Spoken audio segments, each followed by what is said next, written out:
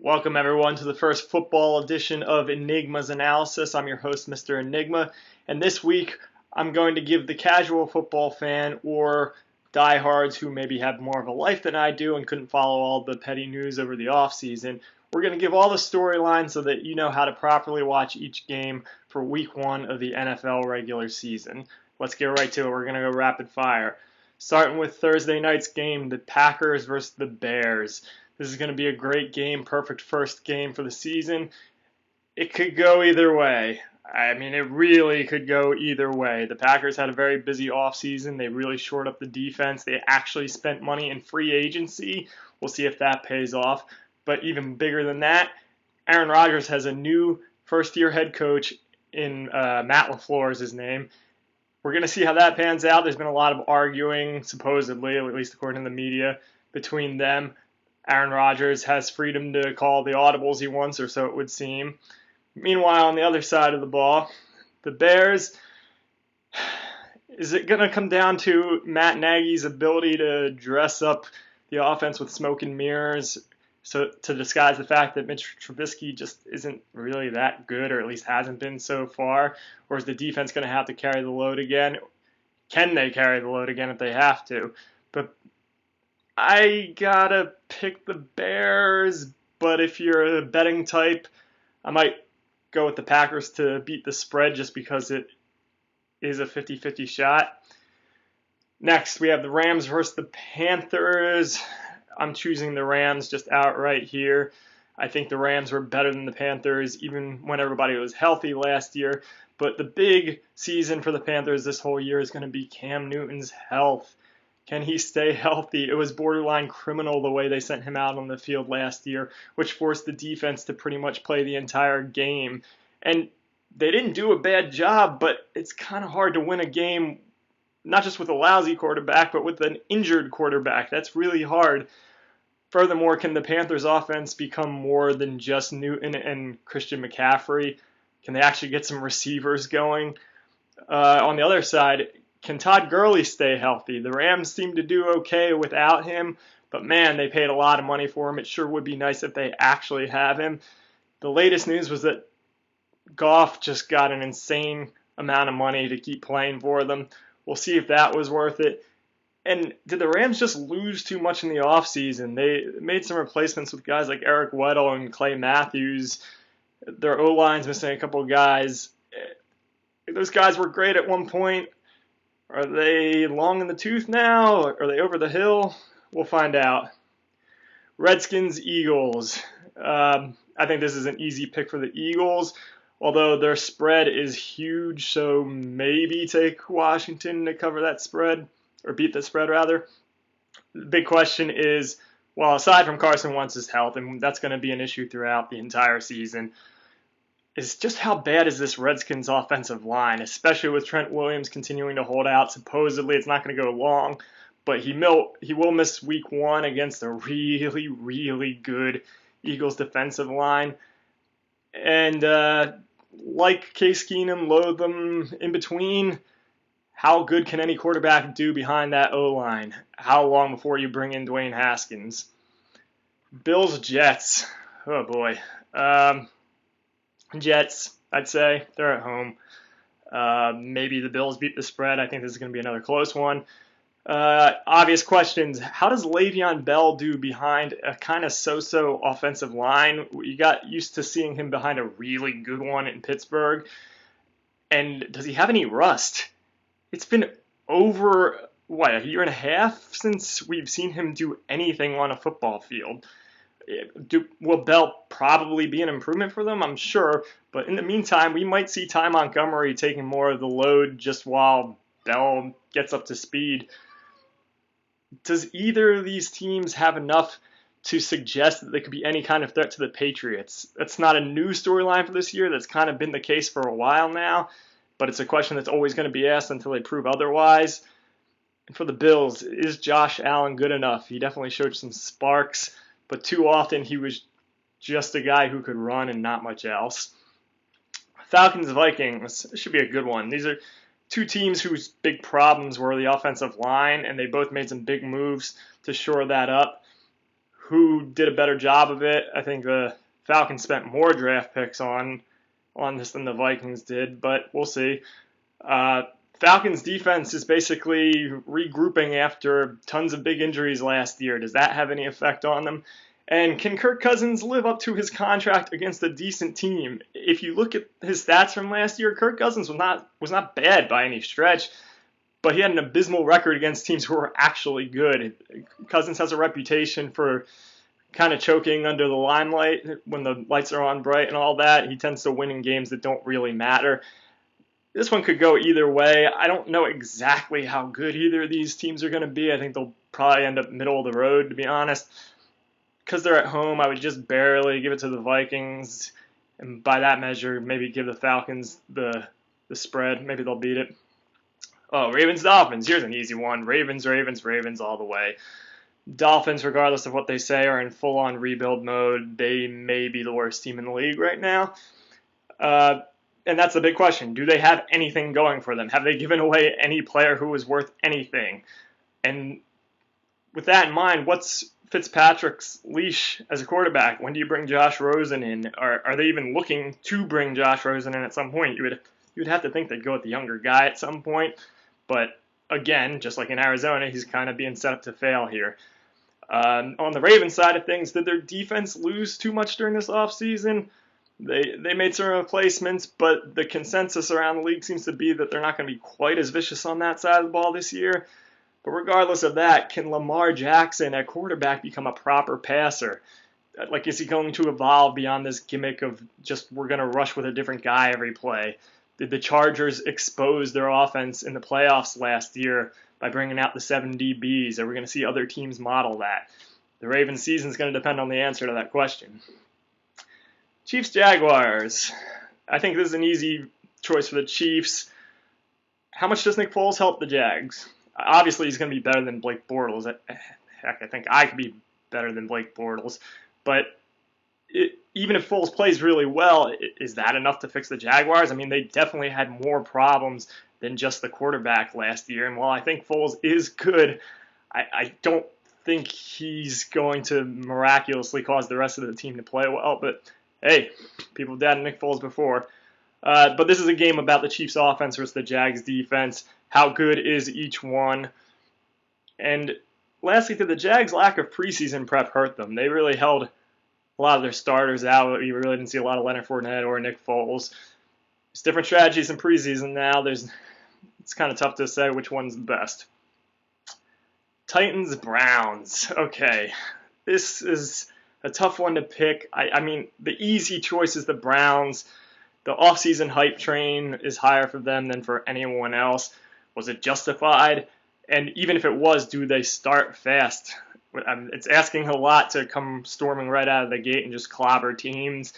That's why I think Titans have like a 5.5 point spread that they would have to beat. I think I would go with the Titans for that, just because Titans tend to play up and down to their competition, and there's so many question marks with the Browns. I don't think the Titans are going to be excellent this year. I mean, they've been 9-7 the last 3 years. And going along with that, what is Marcus Mariota's leash before they bring Ryan Tannehill in? I mean, it's a contract year for Mariota. He really didn't look very good during the preseason. Not that Tannehill did either, but it's not obvious that one is better than the other. Has the Browns' defense that they're going up against improved enough to avoid hindering the offense? Again, they got a lot of big names. They're looking good, but again, they were 30th in the league last year, so that's always going to be a question. We'll wait and see. Colts Chargers. Well, we know the big news with Andrew Luck having retired. Even before that, I was probably going to give a narrow edge to the Chargers. I think now it's a little easier to say the Chargers will win. But I do think the Colts beat the spread. I don't think the Colts are going to be disastrous just because they're missing their quarterback. I think they had a pretty good team around the quarterback already. But is Jacoby Brissett good enough in the long run? When he started for the team last year, they were a mess. He had been with the team 5 seconds beforehand, so it's not really fair to judge him off that. I do think he'll be good. He's not Andrew Luck, though. I think Luck covered for a lot of potential holes. How much do the Chargers' missing pieces hurt them? It's such a Chargers thing to have had a bunch of injuries during the offseason, during training camp. Derwin James is probably the biggest one. At safety, Melvin Gordon holding out isn't doing them any favors, although, again, it's kind of debatable how much running backs make a difference. So can the Chargers just get out of their way early in the season for once? Can they actually have decent special teams play? Can their kickers make field goals that cost them a few games early down the stretch? Or, sorry, in the beginning of the year last season. Bengals Seahawks. Poor Bengals fans. Seahawks win this one, but they have a huge 10-point spread. I don't see that happening. For the Bengals, it's just, do they have anything going for them, really? Is there any area of their team that is something special? Has the defense gotten better? Is Andy Dalton good enough? And even if he is, who does he have to throw to with A.J. Green being injured? Meanwhile, how's the Seahawks reworked defense look like? They lost some guys, but they picked up Jadeveon Clowney from the Texans. They don't have Frank Clark anymore. Well, and on offense, can the Seahawks be more than just A, Russell Wilson, and B, them running the ball way too much, which they did last year and worked out pretty well for them until it didn't. 49ers versus the Bucks. Your guess is as good as mine. I know some people got on the 49ers hype train with Jimmy G coming back. I think the 49ers will end up being a better team than the Bucks down the stretch, but I think maybe because they're at home and it's due to a slow start from San Francisco, I'm going to narrowly go with the Bucks to win, but your guess is as good as mine. Can Bruce Arians save Jameis Winston and the Bucks? That's really what this all comes down to. It's not like they made a bunch of huge offseason acquisitions to drastically change the team. It's basically coaching. The coach seems to love their quarterback, who everybody else is soured on. For the Niners, it's just, can Jimmy G live up to his potential? He looked rotten during the preseason. I think that shook a lot of people's faith in him. And other than that, the 49ers have just had a lot of injuries. Other than their D-line, there's no proven commodity on their team. They got a lot of young receivers. We'll see. Giants-Cowboys, division game. Obviously, the Cowboys are going to win this, but I think it being a division game, the Giants play them hard, so expect them to beat the spread. Can Eli Manning overcome a lack of receiving help? He looked pretty good during the preseason, but it's preseason.